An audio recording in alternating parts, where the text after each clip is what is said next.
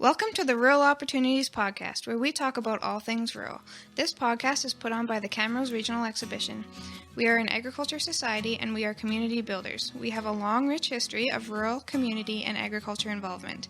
CRE believes in the power of rural communities and that they are vital to the prosperity of our province and beyond. On this podcast, we talk about rural opportunities and challenges and have conversations with the movers and shakers of rural. Thank you for joining us. I'm Dianne Kohler, Executive Director with Camrose Regional Exhibition, and I'm delighted to welcome my good friend Dianne Finstad, still or harder? What does everybody know you by? Everyone knows me as Finstad. Right. And so for any professional things where I'm sort of in my work mode, I usually keep with Finstad.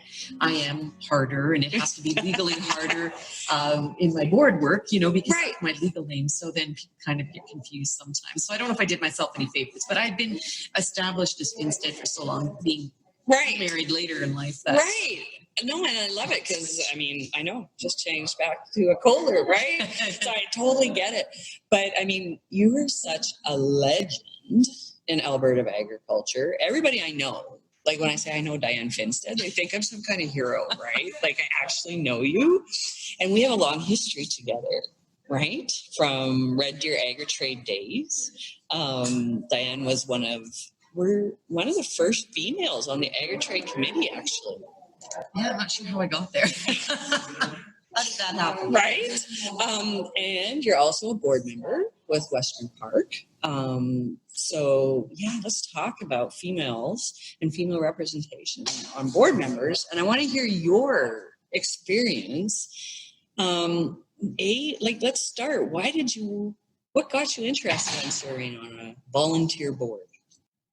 Growing up in a very rural area, I think my family modeled that. There was a local community association, helped with the turkey supper, cleaning up. And we always stacked chairs after meetings. We were involved in 4-H. You learn the basics in 4-H of how to run a meeting.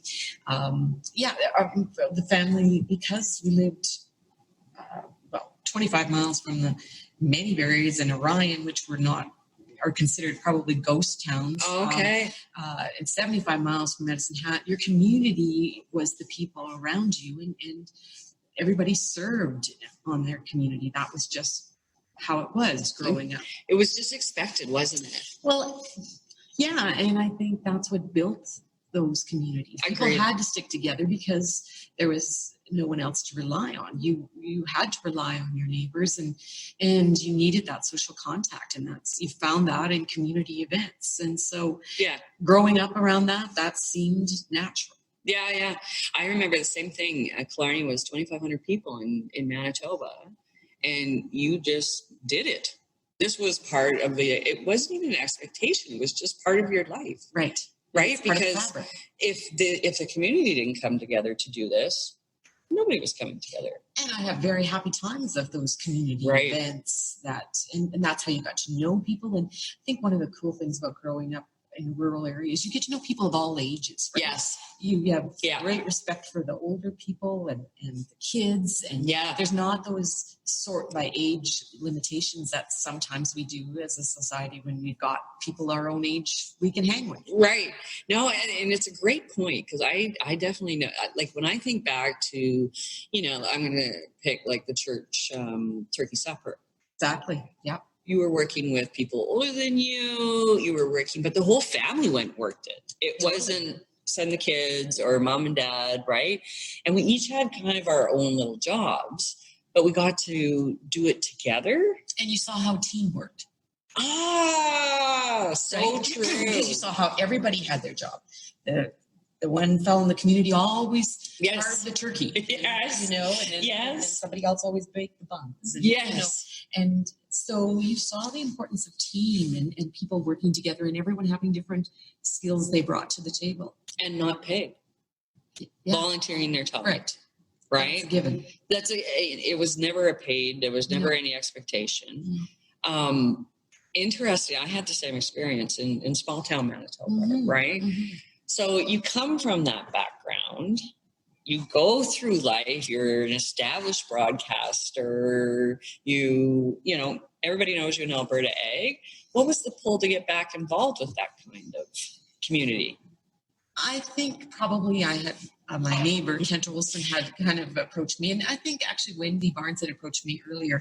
When I was still active in the media, I had hesitation about getting involved in boards because so often I would be covering those stories. So when I was an active media member, I guess volunteered in different ways, like, the MC for each show, or public speaking, judging, or there were other community things, or maybe in my smaller where I lived community that you could get involved with. But in terms of being on boards, I was hesitant because conflict of interest is there. If I got to do a story about something and I'm a media person. So I was really hesitant to be involved in a volunteer board until I was basically done with active media duty. Now, obviously, I'm still involved in some media things, but they're more on a project basis.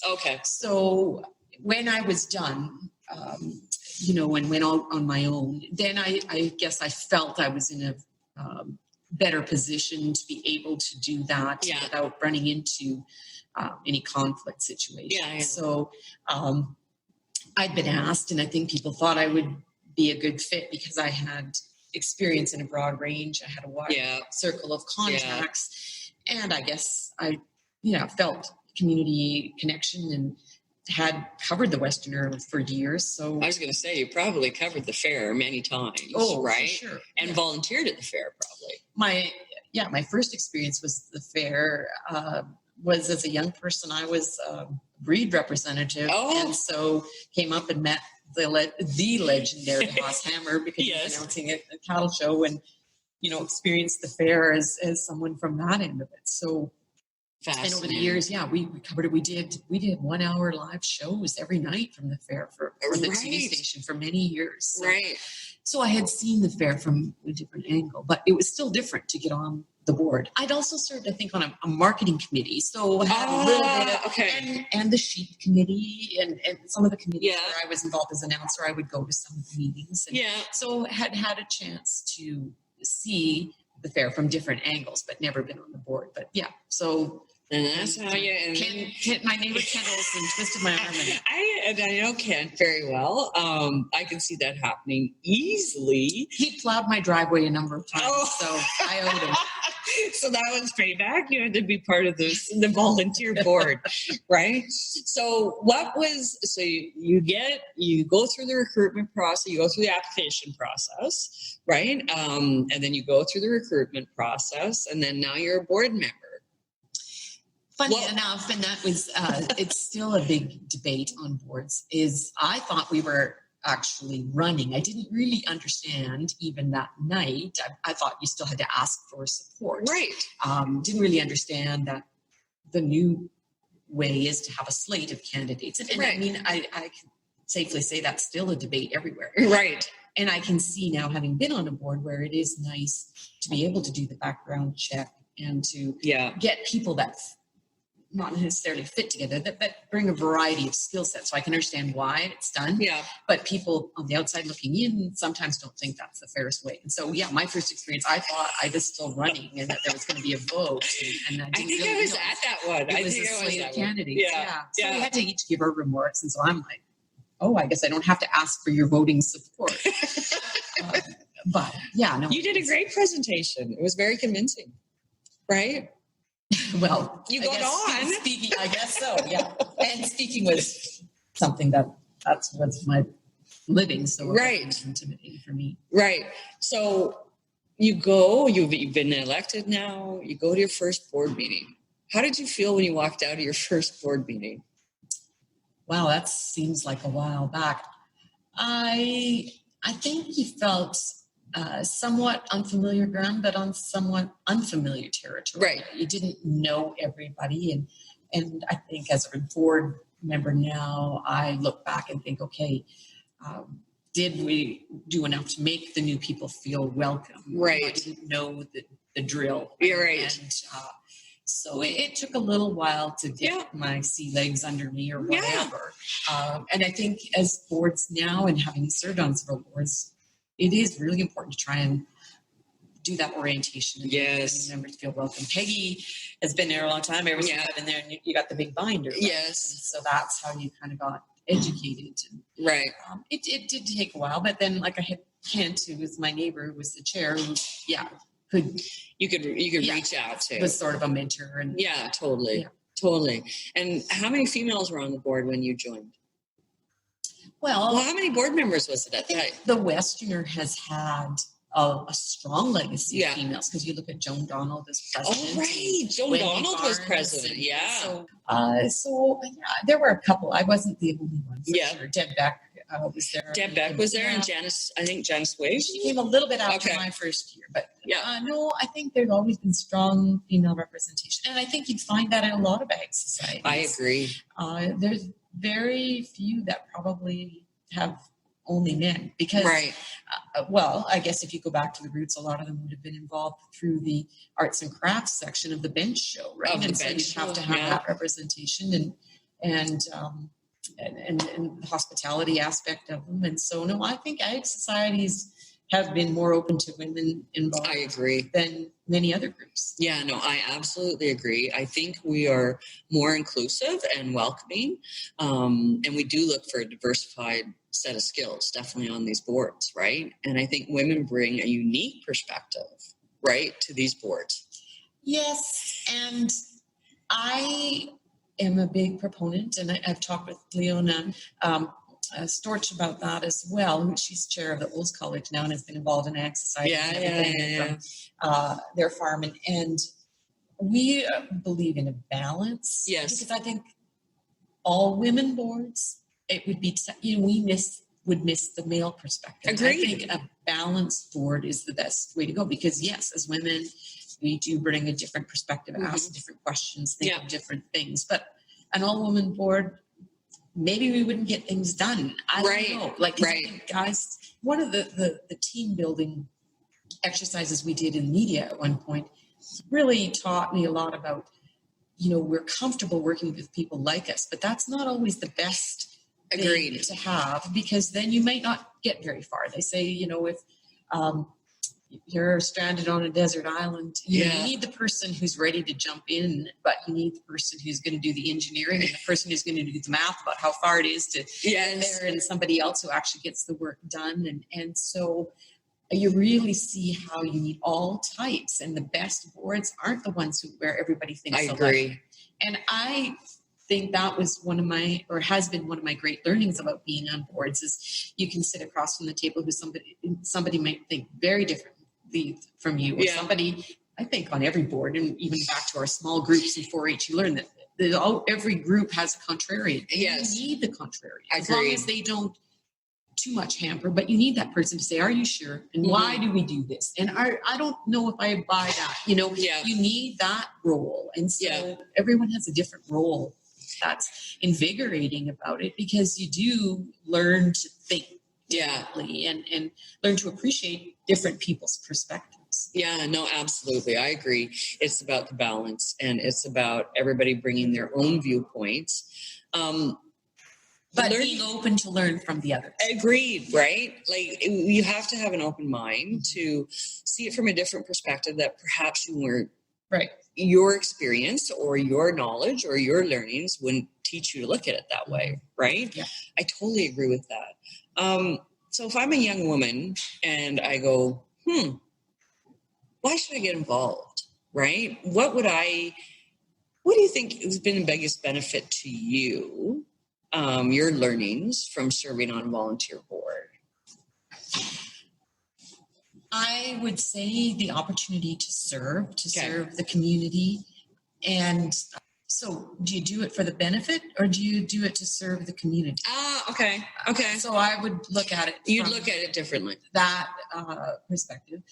The other thing is I've had the privilege of working with Iris Meck with Advancing Women in Ag. It's such a great conference. And you get to meet a lot of young women who are eager to get out in the world and advance their careers in agriculture and are very passionate about agriculture. And sometimes they ask that. And I think Lots of times you look close to home and you look at your local ag society and look for places to volunteer, and those opportunities can open a lot of doors. And the great thing is you get to meet people from a lot of different walks of life, and you never know where that will benefit you down the road. So obviously connection is a great benefit. Key, different perspectives. But I think if we come at it with not what can I get out of it, but how can I serve, and what can I give? Yeah, what can I give? I think that's a good attitude to go into a board with. Yeah. But I think as women, we have to be confident in what we do know and that we do have something to offer. Agreed. Biggest learning on the board? I always joke that I married an accountant because finances are not my strength.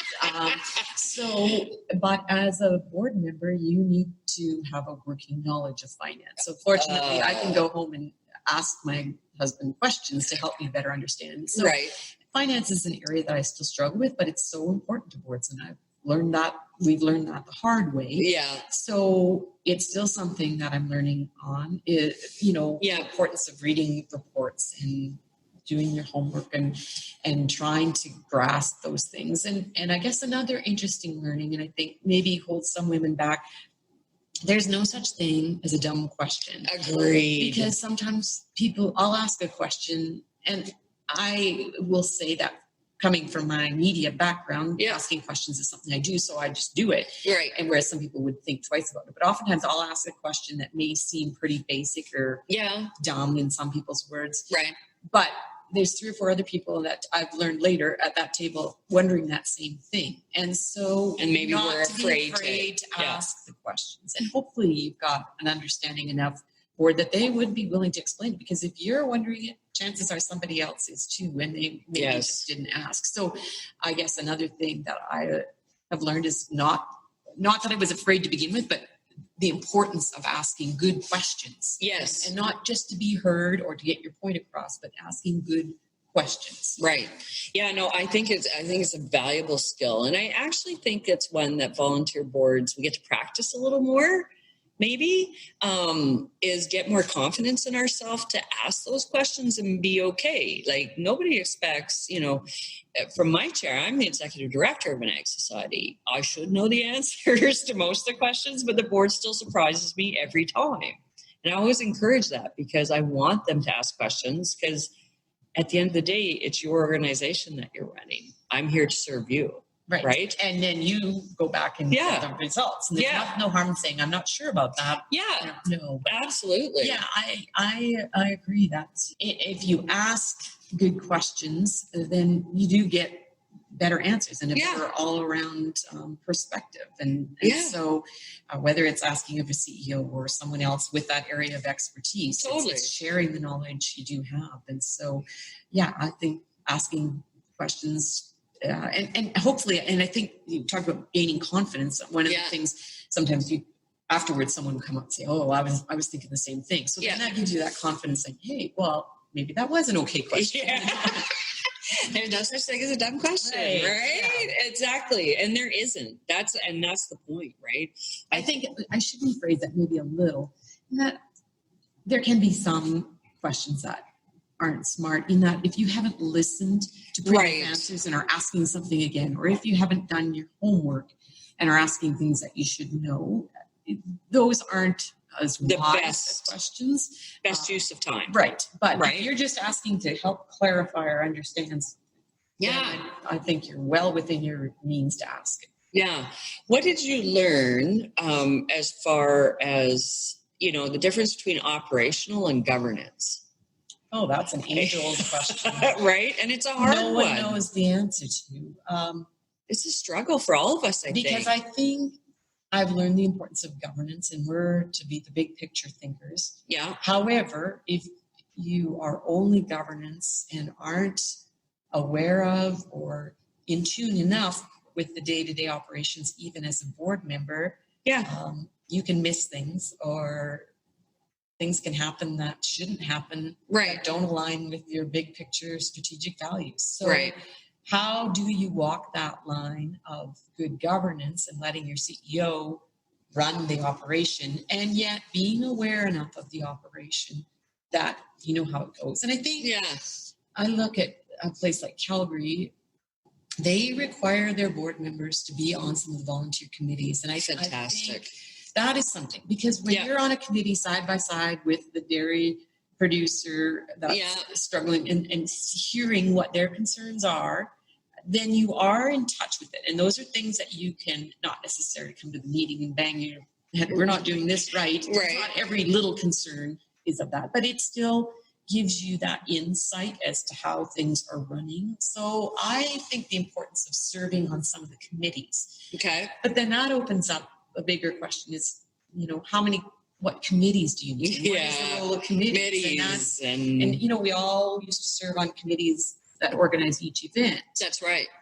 But what is a volunteer role, and what is a committee role, and what is a staff role? Right. And I think now, as we go through this very challenging time, there's less staff, so it will have to go back to volunteers more. Right. But as you get bigger and it gets beyond maybe a volunteer commitment, realistically, then you have to get to staff. And I see that in Calgary, because in Calgary too, I have the opportunity to be a little bit of staff and working behind the scenes as a venue announcer and stuff, but working closely with committees. And you see that where that challenge of what should be a committee role, responsibility, power, and what is better left with staff, and how do you merge those two and work together? And that's another challenge, I think, for any sized group. Yeah, no, and I absolutely agree. It's the challenge. I think I agree with your statement that I think we're returning to our roles, our original roles as agriculture societies.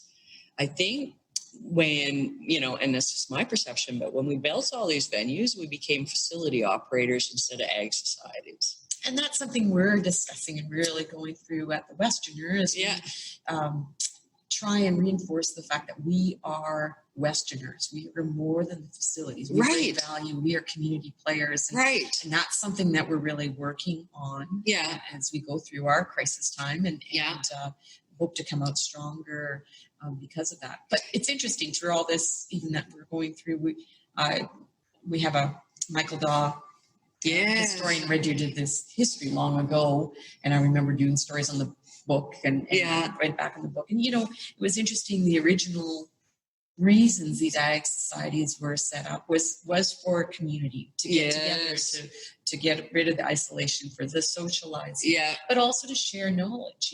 This was the government, a way of them imparting some knowledge about new crops and varieties, and encouraging improvement in agriculture was through the ag societies. And so going back and reading some of those very interesting history notes sort of reminds us of some of those original purposes. Yes. Another thing that I always found interesting, I read a book that was about, the World's Fair. The World's Fair. Yeah. And the one about the Chicago one. The Chicago World's Fair, Well, that was sort of an ag society thing, but what were they doing? Showcasing what was new in the world and what was coming down the road. That's right. And maybe we need to get back to that too. Like, what is ahead? Are we forward thinking? That's right. Not that we can hold the World's Fair again, but that was a way to showcase innovations and, future things. And have we gotten away from that? And where is a place to showcase that, where the ordinary Joe can come through and see what's going to happen? I think I have a picture somewhere on some wall of when they introduced like a washing machine.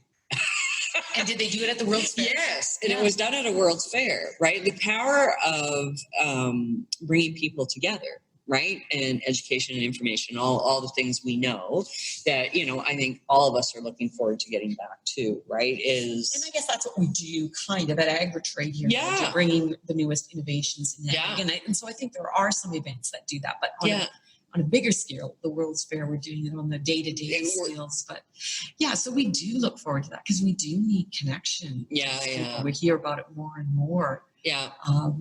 As we go, people do want to see and touch and hug and all those things that have become so They seemed so foreign now. Right. And it was just, you did it and you didn't realize you were doing it half the time, and now you're like just dying because I'm a hugger. Like I am a hugger. I love hugging and I can't, and I'm just dying inside. Right. So I can't wait. Your advice to any people out there, and we won't just signify it to women, but any people out there that, like what we're talking about, that sense of community, that volunteerism and giving back, because I think there's a lot of us out there that actually feel this way.